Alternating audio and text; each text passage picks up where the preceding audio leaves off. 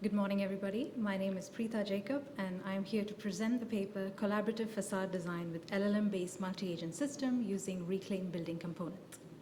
Now, today, the growing emphasis of building renovation presents both a challenge and an opportunity. While renovations improve the performance and longevity of these existing buildings, they also generate large quantities of reusable materials. Now, this motivates circular design. Now, facade renovations are common for thermal performances, and these renovations generates reusable building materials. Now, this can be inspiring for you as once you use reusable materials, there is a lowering of the embodied carbon, and circular construction reduces virgin material demand.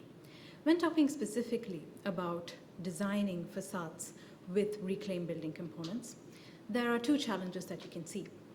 One is that designing with these reclaimed components is a manual task of trial and error. Facade design cannot be limited to purely an optimization problem. And the proposed solution for these challenges would be that a collaborative design approach involving human and AI to facilitate improved human-data interaction. Now, to come to this methodology, there were certain research questions that were considered. One is that how would you break down this process of facade design using reclaimed components or materials, and that meaning what are the functions of the workflow? Second, what agents or actors would be suitable for each of these tasks? How would you validate the results of these agents? And lastly, how to facilitate human-AI collaboration? And for this, there was a conceptual framework, and at the center of it is the user. The user has their own pre-processed material database, and with that, you have certain inputs. The inputs being the user prompt with facade images into the LLM-based multi-agent system, and then the results being the design report and the design images. Now, within the system, we know that there is a supervisor agent, and that relates to three phases. The first phase being the selection phase that selects the material based on user prompt from the database. Second is the analysis phase that analyzes the facade image. And lastly, the generation phase that generates the results. Within this workflow, there is a feedback loop between the human and the system and a shared memory. Now, to get to this concept through fruition, it is a graph-based workflow designed in land graph. Now, these graphs, or line graph, is basically working on nodes and edges. These nodes are functions that encode the logic of the agent, or maybe the agents themselves, and lastly, the edges are functions that route to these different nodes. So I will walk you through briefly on this workflow, and that is first the start node. The start node is very common for a line graph model, and it's basically the user. This moves to the supervisor node that determines which site to route to. Let's consider the first two agents, the retriever node and the image analysis node. Let's say the user queries the retriever node, then based on the agent tool, a tool is basically available to all the agents, and then once it generates a result, it goes through an LLM as a judge node. This is the first step for validating the results produced by the agent, and once the LLM as a judge, basically which determines that the agent is producing an answer, is true, then it either goes back to the agent if it doesn't work, or then to the second step of validation, which is the human in the loop node. Now, the human in the loop here is what determines if the final answer is correct and they would like. And based on that, it goes to the end node where it stores the result in the memory. This is the selection phase. A similar process is formed in the analysis phase.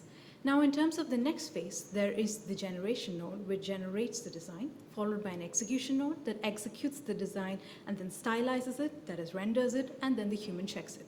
If this result is all right, then the human can query the node, which generates the report, and this forms the generation node. Together, this entire workflow is actually the collaborative workflow. Now, the collaborative workflow there was also another workflow that was developed to test this against, and that is the independent workflow. The main difference between these two workflows being, one, there is no human in the loop, that is, it is a straightforward pipeline, and secondly is the routing node. The routing node is a code-based node as opposed to an LLM-based supervisor or router. Now, these two workflows were then tested by users, 5 users, and it was done on a user interface built on Streamlit, and as you can see, this is how the interface looks.